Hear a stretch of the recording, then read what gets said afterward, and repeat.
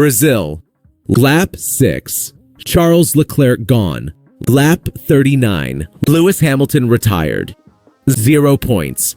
0 excuses. And Ferrari falling apart in front of the entire world. But the real disaster didn't happen on track. It happened 48 hours later in Milan when Ferrari's president stood in front of cameras and said the one thing no driver ever expects to hear. They need to talk less and drive more. Not a private warning. Not a team meeting behind closed doors. A public execution. Because this isn't just about one bad weekend. This is about power, blame, and what happens when a dream becomes a nightmare. Lewis Hamilton joined Ferrari, believing he'd finally complete the story. 7 world championships. One missing piece. The red suit. The glory. The 8th title that would cement him as the greatest of all time. Instead, he got the SF-25, a car born broken, a machine so flawed that even Charles Leclerc, Ferrari's golden son, who spent half a decade extracting miracles from disaster, couldn't hide the cracks anymore. The problem? A fundamental design error. The car can't run at the ideal ride height. The floor doesn't generate enough downforce. And every upgrade? Too little. Too late. By Australia, they knew. By mid-season, they'd given up entirely freezing development, shifting resources to 2026, and leaving Hamilton and Leclerc to fight with a car that would never improve. Hamilton's season? 148 points. His worst in over a decade. And after Brazil, after both Ferraris retired in chaos, he called it what it was. This is a nightmare, and I've been living it for a while. Honest, raw, human. But that honesty, that's what triggered John Elkann. Because 24 hours later, Ferrari's president stood at a Stellantis event in Rome and fired back. The mechanics are performing well. The engineers are performing well. But the rest? Not up to scratch. The drivers need to focus on driving and talk less. Not a motivational speech. A declaration of blame. Elkann praised the pit crew. He defended the technical team. He even celebrated Ferrari's endurance racing success in Bahrain, a championship won by a squad that doesn't even operate out of Maranello. But the Formula One drivers, the 2 most decorated names in the garage, were thrown under the bus. Here's the twist. The car they're being blamed for underperforming in? It was declared unfixable months ago. Ferrari themselves admitted it.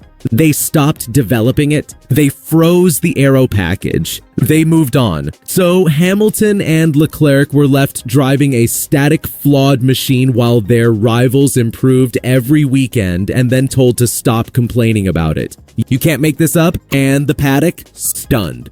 Because this wasn't just a boss critiquing performance. This was Ferrari's president, the man who personally signed Lewis Hamilton to a record-breaking contract, publicly questioning whether his $50 million investment was worth it. Let's be clear about what Hamilton actually said after Brazil. He didn't attack the team. He didn't throw engineers under the bus. He said, "It's obviously a disaster for us, but I'm trying to keep my head above water. I believe something will come out of all these hardships."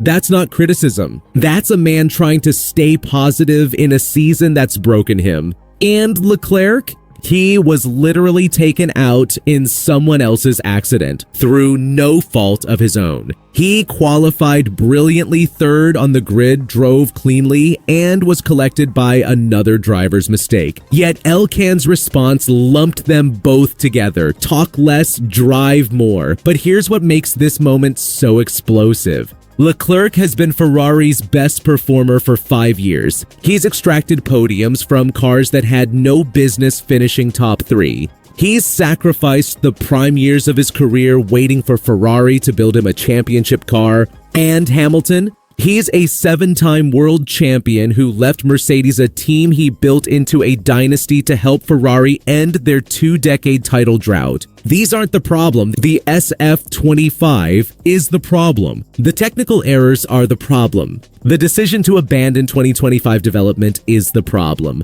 And yet, it's the drivers being told to stay silent. The fallout was instant. Fans flooded social media, split between those applauding Elkann for showing leadership and those accusing him of scapegoating the only two people keeping Ferrari relevant this season. Inside Maranello, tension. Hamilton responded with quiet defiance.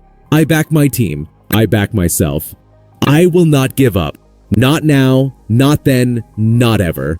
Not anger, not defensiveness. Took the diplomatic route, calling for unity, but sources close to him say he was stunned. After everything he's given Ferrari, loyalty, patience, performances that masked their failures to be publicly rebuked, felt like betrayal. And now, the pressure shifts entirely to 2026. Because Ferrari's gamble is all in on the new regulations. New engine, new car, new era. But there's a problem. Rumors are already circulating that Ferrari's 2026 power unit could be down 30 horsepower compared to Mercedes. If that's true, it's game over before the season even starts. Leclerc has reportedly warned the team, mess this up, and I'm gone. Hamilton signed for multiple years, but how long will a 7-time champion tolerate mediocrity? Ferrari is at a crossroads, and the clock is ticking. Scenario 1. Ferrari nails 2026. The car is fast. The engine delivers. Hamilton and Leclerc finally get the machine they deserve, and Maranello returns to glory. Scenario 2. Ferrari stumbles again. Another flawed design, another power deficit, and both drivers activate exit clauses, leaving Ferrari to rebuild again. Scenario 3. The tension explodes mid-2025. One driver leaves early, internal warfare becomes public, and Ferrari's dream of unity becomes their nightmare of division. So here's what we're left with. Was Elkann trying to motivate his team or protect his engineers from blame? Will Hamilton and Leclerc stay silent and drive, or will their patience finally break? And the biggest question of all, can Ferrari actually deliver in 2026? Or are we about to watch this same story repeat itself? Because if there's one thing Ferrari has taught us over 20 years of failure, it's that the problem was never the drivers. It's the team that keeps letting them down. If you made it this far, you already know this season's not about who's fastest. It's about who survives the politics. So tell me, who's really pulling the strings behind Formula One's biggest drama?